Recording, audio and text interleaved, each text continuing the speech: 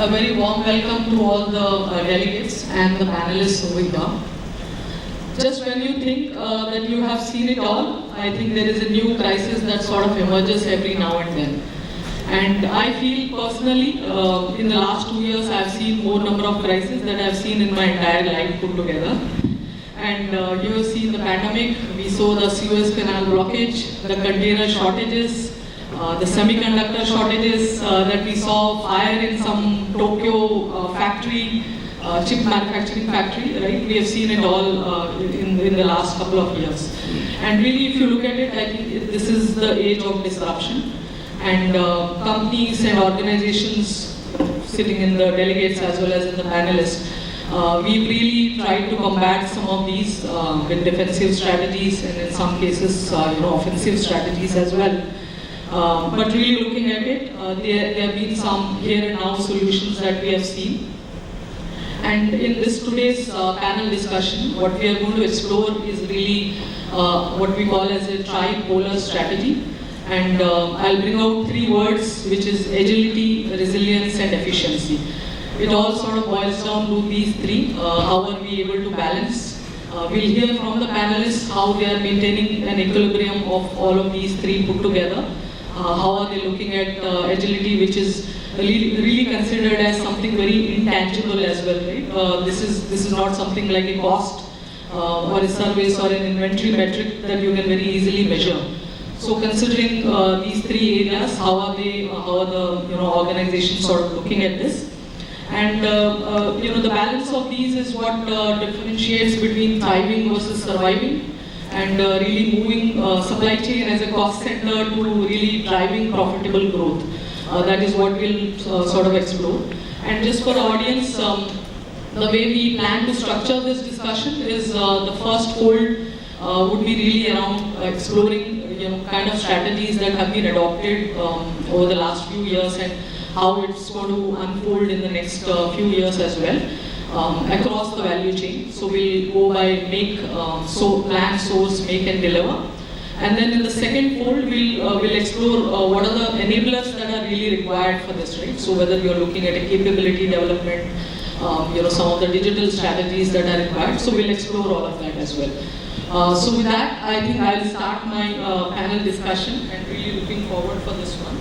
And Anil, if I can bring you first and sort of explore some of the aspects that needs to be looked at from a digitization perspective across the value chain, some of the things that really work for you as an organization and you would like to take it forward as well. Maybe you can throw some light around that. Thank you and good morning. I'll take a step one more. Before we do anything, whether it is smart, digitalization, anything, we need to know who our customer is and what is the profile of the customer today.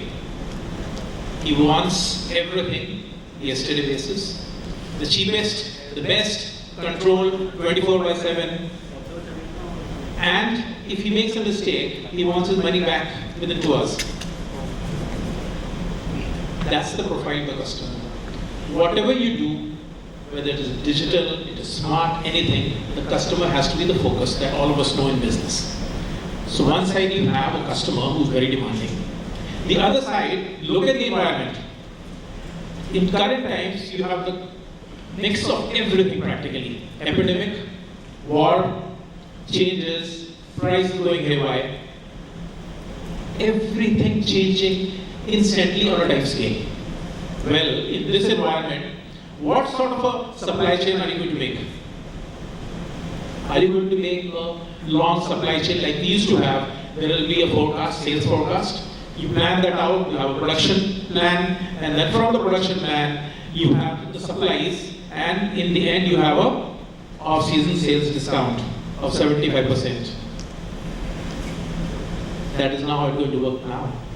So, if you want to have a supply chain which connects end-to-end, your raw material to manufacturing, to distribution, to customer, you need a supply chain which is totally reactive. It reacts instantly. So, if you look at the full chain, right from sourcing the raw material to manufacturing, there is only one factor which makes the difference in business, and that is a short reaction time. That means you should have the ability, you should have the manufacturing base which can change quickly as per the customer need. Somebody in the previous session asked a question, what time to failure? Yes, you need to have very short time in new product development. And how do you test a new product? You don't, when you want to test the depth of the water, you don't test with both the feet, obviously you test with 1 foot first.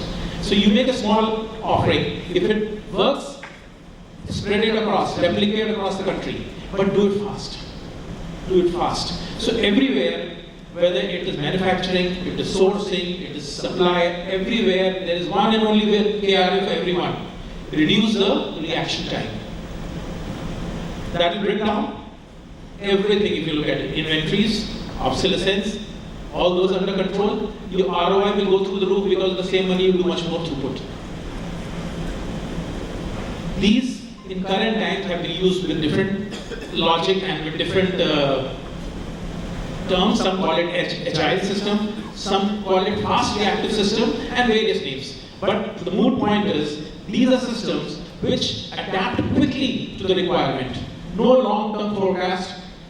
You have a requirement and you have an ability to react fast. What sort of people will you need to do this? What sort of people? Imagine I come from Polycab. We have over 6,000 SKUs. Half our business is B2B and half is B2C. Mix. Same plants, about 20 plants, 35 warehouses, and across the country, huge number. You look at the math. If you want to do combinations, it will run millions and on a time scale. Try to do it. It's impossible unless you have a system which takes care. So here comes the digitization, here comes the smart. Not by itself, because the customer needs it. So everything which I design has to be as per my customer. If my customer needs it today, I have to produce it. If he needs it half the cost, I must produce at half the cost. These are the systems which we need to build. For that, you need everything. You need digital, you need smart, and you need people who are going to work through. Sales, you must have, and so many other departments, you must have seen people looking for the right person. I need a right team. And the right team you never get actually. You can keep changing the teams, the right team never reaches. You need to have a view of a coach or a selector. The selector is the one who says this is good and this is bad, while a coach would ensure the team works. Taking an example, you have kids, do you work as a coach or a selector? Do you sack them? Impossible to sack. So that is the type of people's orientation. With these words, I will let other colleagues take it from here. Absolutely. Thanks, Anil. I think rightly and perfectly encapsulated. Two things that I take away from this aspect is the balance between, like you said, how faster can we respond, and the other aspect is in terms of the ROI that you would look at, right? How do you accelerate that? With that, what we'll do now is to really look at the various components within the value chain. And first, I'll invite Zurvan to sort of put a spotlight on the various changes that are happening and the kind of stimulation that is happening around planning and sourcing. If you can share your views around that, Zurvan. Thanks, Sudeepta. I can see you move straight from A to Z. So, I think all of us have had the opportunity to study history in school, where time was divided between BC, before Christ, and AD, which was Anno Domini. Well, today for us in the industry, the world is divided into BC, before COVID, and AC, after COVID struck.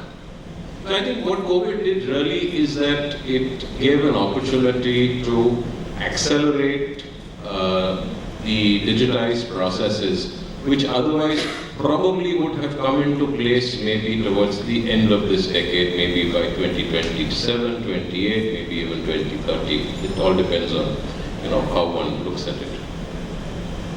And with this also came the need to set up systems which are responsive and agile to the changing needs. From the industry from which I come, Anil, we have 35,000 SKUs. So the challenge is And for the simple reason that the customer wants choice. Not only does the customer want choice, but the customer wants customization as well. So in terms of responsiveness with COVID, one of the things that had to be done very quickly was redefining the portfolio of offering to the customer.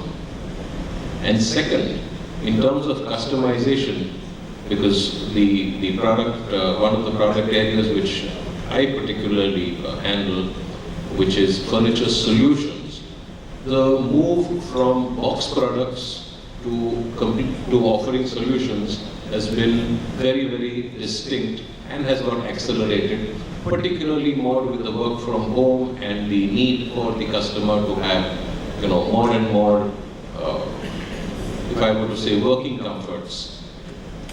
Now, what is the challenge that the supply chain faces in such a situation?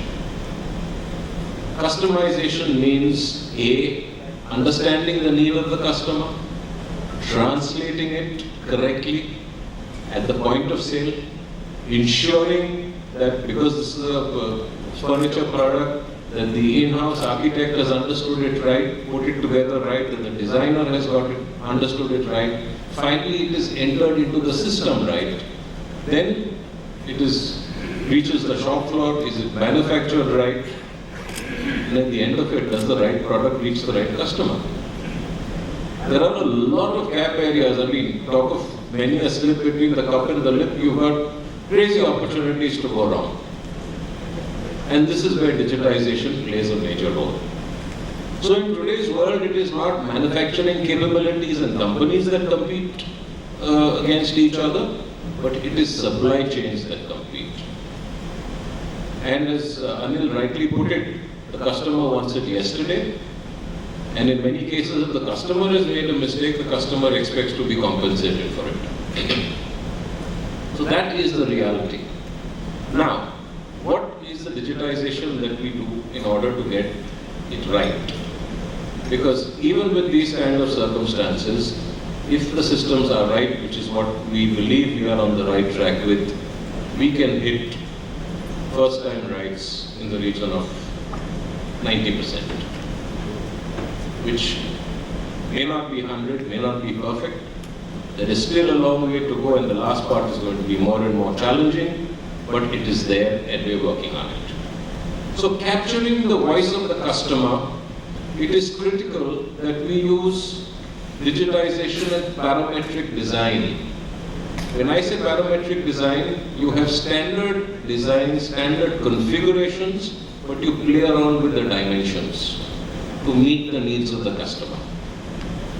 This then in turn gets translated with minimum distortion through the system, because now you can only go wrong in terms of not having your number of components right, which again can be corrected digitally by doing a soft digital twinning of the product and seeing what you actually get. In fact, in certain cases, where there are complete digital solutions, we actually do a render and take a customer sign-off. That this is what you're going to get, this is what it is going to look like, against the backdrop of your office, your apartment, your whatever space which is being organized. Now this is one part of it, getting the information right. With that now comes the ability to translate that into the right manufacturing, and don't forget the vendor arm, which is a major manufacturing arm which cannot be forgotten. You cannot have any distortion there. So when we talk of sourcing, our mind goes to the container challenge, our mind goes to the various other challenges, but no, there is the vendor arm which has to be looked at. Are they in tune with us? And that is a completely separate chapter which is being dealt with in a complete initiative which we started way before the pandemic because we believed in it. In that, we call it beyond sourcing. That is the actual term we use for it. Where we started by developing the vendor's capabilities, the vendor's systems, Because a lot of these are small-scale industries. A lot of these have grown from family businesses, but if they don't make the transition, in certain family businesses, a successful day is when he's got all his products out for the day. He's not even thought about tomorrow. And to make that transition is something that we took upon ourselves to develop our vendor sources to work on that. Coming to the manufacturing part of it, then the next important part is having the kind of equipment which can accept this kind of information flow and work on it. Now, we also acknowledge the fact that these things become easier if you're doing a greenfield project. But manufacturing is not about greenfield projects. Greenfield projects are very, very few. So how do we take brownfield projects? And how do we build on it? And how do we use sensors? How do we make these machines slightly more intelligent than they were built to be? This again is another area which needs focus. So for example, when we started our digitization journey, we talked about taking brownfield project machines, using sensors to get output signals, using these to control the parameters, because that is where in the first place you control the quality. You will never get first time right on time if you make quality errors and have to do rework. Forget the cost angle, I'm not even going there. That cost angle is critical. But you first have to make sure you get it right so that you get it on time. As Anil rightly put it, the customer expects it yesterday. Forget that, you have to make sure it goes on time. So you have to have your quality right first time. So we got into parameter control, process parameter control. Then we used it, because something is likely to slip past, for online checking. And we have to gradually see that the amount of online checking goes down and the process parameters, so it's quality assurance versus quality control. And then of course we also used it for product testing.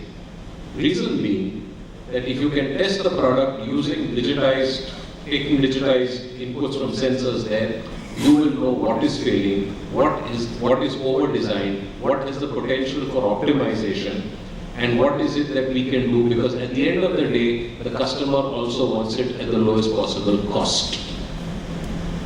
So these are all aspects which together have to be planned for in order to make what we very simply call a smart manufacturing system and a smart supply chain. One more aspect of the supply chain, I talked about the front end and getting the information. I talked about the translating it, but the other aspect of it is traceability. This is very important. Tracking and tracing is very important. At any point of time, we need to know, because the customer, again this is the customer need. Where is my product today? Because the customer has been spoiled with the Amazons and whoever, keep telling you now it's, your order is entered, now it's in the warehouse, now it's being packed, now it's been picked up, now it's moved to the hub, now it's out for delivery. Customers expect that from manufacturing organizations as well. Where is my product today? So trackability and traceability is another very important facet of the supply chain. There's a lot more to it. I mean, one can go on and on, but I think this is enough of an area right now. We may discuss a little more further, or we can discuss it offline. So over to you, Sudeepta. Thank you, Zurvan. And one of the things that I take from what you said is really looking at physical approaches versus digital approaches, right? You could be throwing bodies at things, but still, grappling with the problem. But when you look at it with a digital approach, there's a lot of scalability that you can quickly think about. You did touch upon the manufacturing side as well, but I'll invite Shubhankar to sort of speak a little bit about the kind of digitization which is happening on the manufacturing front, especially some of the digital aspects which are pushing productivity, and like you said the first time, right, some of these metrics, how are they sort of changing over a period of time. Good morning. I'm audible? Good morning. I guess Zurvan covered it, most of it, but before getting into pure manufacturing, let me do a little bit of retrospection. So again, Anil also said we had 3 different headwinds and all happened together. We had COVID, we had inflation, and now we have an unprecedented war happening with no reason. So everything looks like, so I was thinking frankly that we are coming out of the crisis, so early January or something. And then on 24th of February, we learned that I guess Russia decides to invade Ukraine. I guess reasons known better to them. Having said so we see that a lot of headwinds. All the headwinds, and I guess it's a rare coincidence that for the last 3 years now, supply chain has to face all this. So we have taken the brunt. Okay? And before I go, I guess we should thank our supply chain professionals who have actually gotten the things going. So when we were all inside the houses under lockdown, you still had your Zomato delivery, you still had the Swiggy guy coming in, you still had the big basket guy delivering your vegetables, and those are our supply chain front-end warriors. I guess a big thank you to all of them, people who manage the warehouses, people who manage the supplies, manage oxygen supplies, everything. Without the supply chain community, not we leaders, the guy in the front, okay, I guess the entire economy would not have survived. Our lifestyles would have been different. Now, let's reflect back. All the services, was it possible 10 years back? I guess we didn't have those platforms. So were you able to order your food on Swiggy in 2010? You had to be able to do a little bit of Amazon kind of thing. Those platforms were there. But the rest of digital world, it's not just that last mile delivery, but the entire ecosystem of digitalization has actually leapfrogged over the last 5 years. So all this technology, which we call it, and they're all fancy words, so AI, ML, AR, VR, IoT, and I guess each has its own value. But the good coincidence is that maybe I guess the digital world was preparing for these headwinds of COVID and war and all, but I guess it is a coincidence. So on one hand, the hindsight is we had all the headwinds, but on the positive side, we also have the tools and the methodologies to tackle that. If this was a situation in 2008, maybe we were in a much difficult situation. So coming back to digital ecosystem and a digital manufacturing, before it getting to manufacturing, I guess the most important for any organization is, with or without COVID, with or without war, with or without inflation, organizations are looking to transform themselves. So while I'm not a platform of delivering in 10 minutes, but again, we have organizations not name who are promising in 10 minutes very controversial thing. Maybe they are risking their lives or maybe, but still it's possible. Look at digital, it's possible. So that is one segment of the industry, but when let's come to manufacturing industries, other pharmaceuticals, everywhere.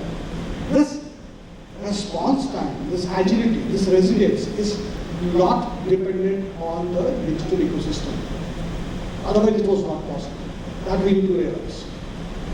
So it is imperative for any organization to, along with their budget and AOPs and the 5-year strategy, they also need to, what is the digital roadmap? What is the digital business plan? So if we were delivering a product, let's say we are in from an engineering organization, manufacturing engineering, if we were delivering in 1 month lead time, I guess we should look at delivering in 1 week. If we were delivering in 1 week, we should look at delivering in 2 days or 1 day. Because if you don't do that, somebody else is going to do that. And they're going to be in the same game, with the same technology, and the same product line. So it is imperative for any organization or business to look at a digital roadmap or digital business plan. What are you offering? Can this be a differentiator for you to the customer that you will do better with regards to accuracy, response, agility? Now with that comes the supply chain operating plan. You need to merge them and understand what is the digital investment that is required to meet this. And it has to be commensurate to the organization. We will come more about the payback and ROI later, but that is the fundamental. You cannot adapt all technologies. You can adapt only those which is meaningful to you, which suits your pocket. So coming back to the core manufacturing, as we have covered most of it, is the manufacturing space along with the delivery and the logistics space has also evolved over the last, I would say 10 years, not just 5 years. Manufacturing has been there for quite some time. and digitization has been there quite some time. So what we have today is a connected manufacturing. It is not just few technologies that you put into the factory. I would rather say it is a connected manufacturing where there is a cyber, human and machine interface, which means what you do, you are able to talk to your machines. That's the broad concept of connected manufacturing or Industry 4. And then you have multiple of technologies. You have IoT, you have manufacturing execution systems, you have 3D printing, you have all the technologies. But the only thing that is happening is that you are talking to the equipments. And when we talk a little bit about more of technology, most advanced automation today have implemented something called a manufacturing execution system, which is nothing but captures the manufacturing as an event over a period of time. So as the product moves through the different processes, we are able to capture the genealogy, who produced it, when was it produced, how much cycle time it took. You don't need to stand with the video camera today to monitor cycle times or value stream mapping.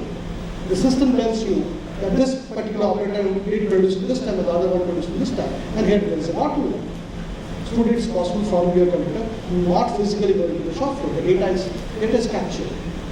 But before you go to manufacturing, for example, if you have to deliver a proto, you don't need to go and make a die and do a EDM syncing and all. You can simply use a 3D printing and get it back in 2 days or 1 day time. That's possible. And that shortens the delivery cycle. And if you don't leverage that, so customer is expecting a new product. And if your delivery time is to do a EDM and do a die sync and you deliver in 6 months' time, you are gone. So rather you do advanced technology. You do additive manufacturing delivery, 2 years' time, you sell the product.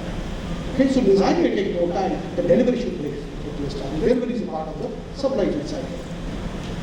Then when we come to the shop floor, what is happening when we talk of connected manufacturing, all this information actually can then now be accessible. So we have now cloud platforms from Microsoft, we have cloud platform from Google, from Amazon. This entire data comes to the data lake. What you need is to just upgrade the equipments, connect it through I/O to transfer the data. And it's an investment, but it has an investment with very good payback. Because with this, what is today's your OEE, manually calculated Excel file, where you really don't know which is the actual data or somebody is just filling up the data, you get a real-time data. And then you can plug in the loopholes and efficiencies. So if you look at the overall PNL, for any manufacturing part of it, your overhead part, at least 8 to 12% of the overhead is manufacturing overheads. Only 65 to 70% is material cost. But this manufacturing overheads, how do you control? Because then you need real-time data. And data now uninterrupted and unfiltered goes and stays in the data lake, which you can use their AI, smart analytics can tell you, these are the machines which are oversight. These machines are idle. Your capacity is actually more. You are actually not utilizing the capacity.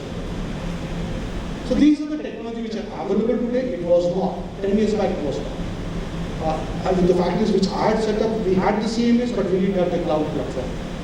So it was very difficult to extract data, run analytics, again go back to the computers. But today it's possible in real time. I can really see on my mobile that which machine is actually overcycling, where it is actually not running. And then on it, this is the efficiency part of it. The other part is sustainability. Okay, sustainability from the perspective that the customer is expecting you to deliver on a dependable and reliable mode. So hence, all your premium equipments which you have spent millions of dollars to install, they also need to run 24/7. And then with analytics, you can actually predict that this equipment now needs some maintenance. Now this window is running hot, this panel is running hot, okay, you need to get a cooling, this is not working. Those predictive and not preventive, saying predictive part of the maintenance has also become easier when you actually connect those machines to the cloud. So net, coming back, we need more or less. Or less is more. So with a little bit of additional investment, we can upgrade all the equipment, connect it to a data lake, data system in the cloud, and draw the efficiency more out of it. That is what is the Industry 4 today. All the other buzzwords are doing the same thing. Okay? Everything else is the same. It's one simple thing, people talking to machines. That's only one statement else. So hence, I guess to conclude, while we had all the headwinds, we now have the technology at our disposal. Rather we use it now, or else your competition is going to do the same. Thank you. Thank you, Shubhankar. And I take away the word that you said, do more with less.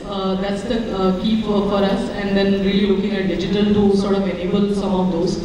And one of the aspects is that while Zurvan, you mentioned that some of these companies had started way before the pandemic, right?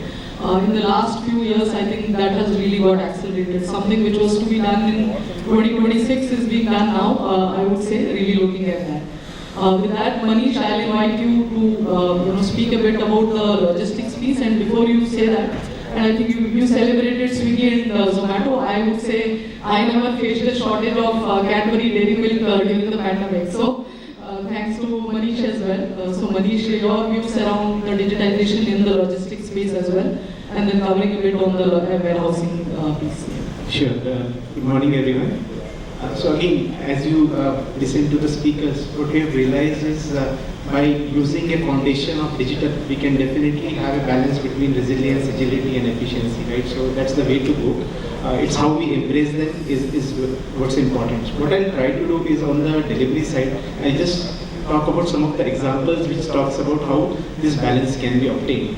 Now when we talk about, let's say Cadbury, chocolates or Mondelez as an organization, to have resilience, what we have done is, for our secondary distribution, we have dedicated vehicles. So what it helps is, we are resilient and we are able to take care of any spikes in the month end, and we are able to maintain the quality of the product because we are not relying on the market. Yes, so we are resilient, but is it really efficient? Maybe not, because maybe our vehicles do not get utilized properly. Now, how do we get agility or efficiency into place is now we started thinking on. Now again, digital is happening. What we started doing is we went for a DMS solution. Now the DMS solution, what it does is, it's able to identify, and it's linked with the smart link solution, which is able to identify online in terms of what is the traffic condition which is there. We have an orders which are there. It identifies what would be the ideal route which a vehicle should follow.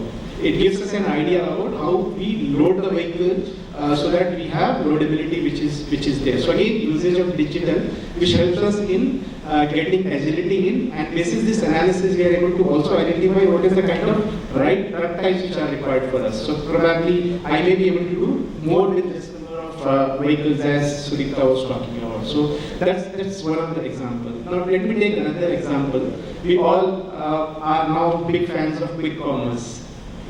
Right, so now when we talk about quick commerce, what is easiest thing? And if an organization is involved into direct to consumer business, what is the easiest thing for them to do? Set up dark stores at large number of places so that you are able to reach the consumer faster. Is it efficient? Maybe not. But do we really need to do that? There is an ecosystem which is available. There are partners who are available. There are technology players. There are third-party logistics provider who already have the capability, they have the infrastructure. So this way we can be agile by leveraging their skills, and we would be efficient as well, right? So that's another example. Now let me talk about warehousing. Now, we were trying to reach to customer in a very fast time, and then when we spoke to some of the service providers. To pick up the stock for express delivery, they said your warehouse is in Marolia, we don't operate out of there. Right now, what we had to do is, we had to take our stocks from Marolia to a place near Gurgaon where it used to be cross-docked by that agency. But again, it's not an efficient system, right? And these are the places where I think very important in the delivery space is for the different organizations to collaborate together. If multiple organizations and if a 3PL provider is able to set up some warehouses near the city boundaries, there can be stocks which can be maintained for multiple customers and it can quickly reach to the consumers, right? So this is somewhere where we need to collaborate, use digital and be efficient and agile as well. So there are, again, talking about primary transportation, when we're talking about movement of stocks from our plants to the DC, right? We all know about still for India, the cost as a percentage of GDP again hovers around 13 to 14, right? We still have 50% of our transporters who are less than 5 truck as the ownership, right? We have their utilization which is to the tune of about 60-65, not more than that. They do have backhaul, but they wait for those backhauls before they come back, right? We have challenges in terms of not making full utilization of multimodal in terms of railways and ocean, railways and sea road. So I think those are the inefficiencies which are there in the macro environment. But I think good part which is happening is now government and ministry is doing very good steps, and we have seen very concrete actions which are happening there. I think what is very important is for the industries to work very closely with the ministry when this journey is happening. In terms of where those sidings should be there, which should be very close to let's say the railway sidings. How we can have those river when the transportation happens through river, it's a cheaper option, it's a more efficient, it's more sustainable option. But how does the last mile get covered from there? So these are the things which as an industry we will have to collaborate and work closely with ministry. And good part is we have their ears, right? They want to support, and it's our initiative how strongly we want to collaborate and work with the ministry. So I think lots of things which can happen, which can make us not just resilient but efficient as well as agile. So that's would be my suggestion. Thank you so much. And before coming into this room, we thought we'll be super efficient and we'll cover everything. But it looks like we are running out of time. But maybe some closing remarks from Anil, you, and then we can take some questions from the audience as well. Yeah. All the comments which you got from the panelists, I think, are very, very valid and very right. I'll only emphasize one more time. Everything you have to work backwards from customer point of view. If I want to put some automation in my manufacturing, you have to think, does it reduce the cycle time or service, improve the service of the customer? Otherwise, that dollar is not well spent. Having internal efficiencies, and most of us get clouded in manufacturing, and we do a lot of internal efficiency which may not result into a customer improvement, either service or offering. So one thing which I would like to say, all digitalization, smart, etc., just enabler to do customer service. That means, like for example, we have taken a target, my chairman has taken a target, that we will reach any product across the country within 24 hours. I'm not talking with the end user, but these are distributors. Any distributor in the country, any product within 24 hours. We are around 30 hours in 2 years. Anywhere. This is the power of digitalization, and my system should be such, it should be self-diagnostic, because I can't do this math. So it has to be self-diagnostic, it has to be quick correcting, so that all the problems loop come up on their own and they get resolved. That is the power of digitalization, and this, but these are just enablers. Doing the right thing is more important. Thank you. Thank you. Any questions that we would want to take from the audience?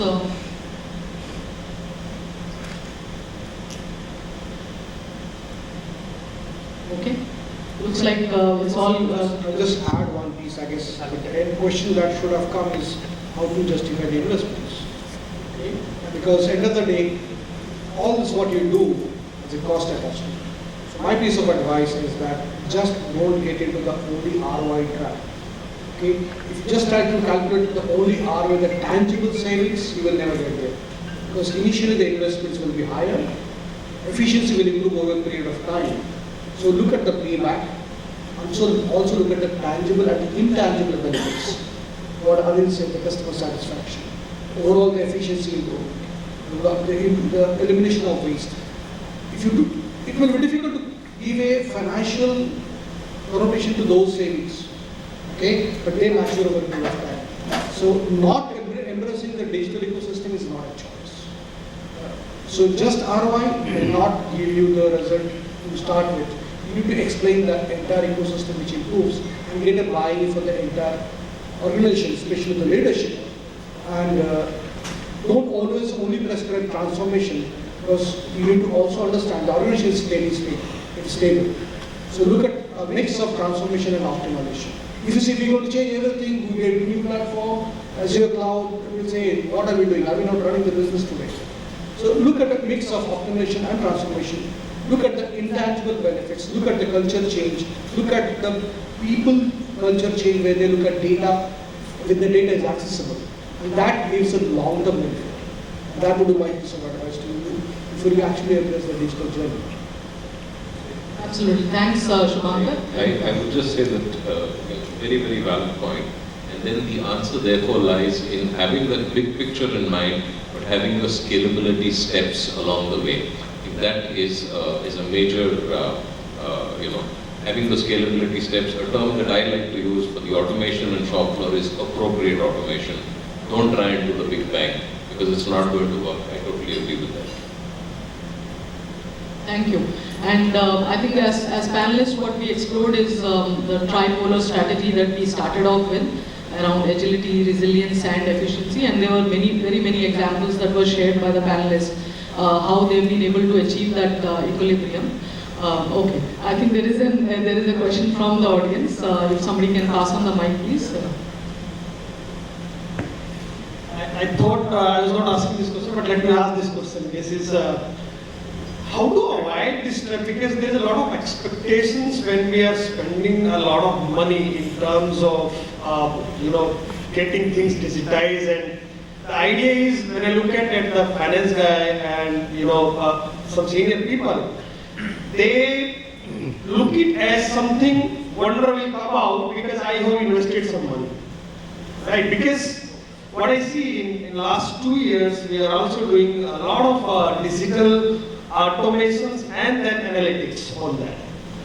It's mixed output in terms of, it's not that your entire efficiency is just coming out because you are doing analytics.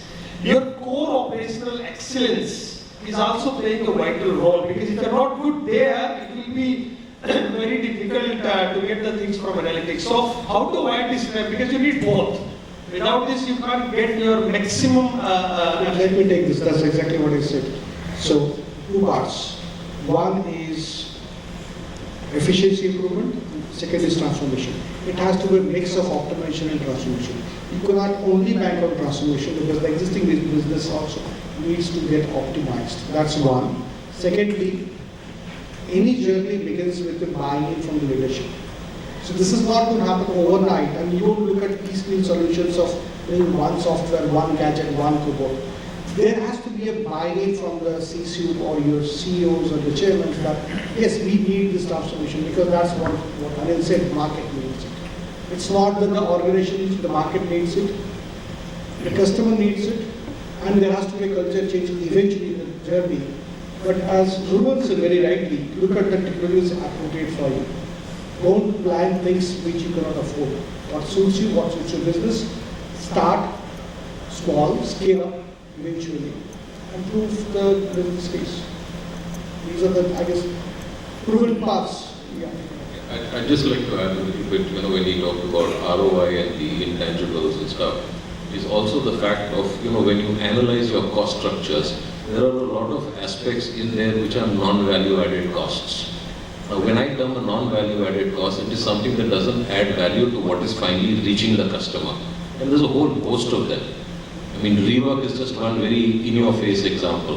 When one takes each of these and see how one can trim these out using these kind of systems, that is when you will also start getting it. So at the end of the day, the measure of the success of the system will be improved customer experience. This is something that one cannot lose sight of, as Anil very rightly mentioned it, and monitoring that will, along with that, bring you the intangible benefit of getting the customer experience enhanced, and therefore getting the customer back to you. Repeat customers are cheaper than having to develop new customers. Or they're more cost effective. Sorry to use a negative word, cheaper. Yeah.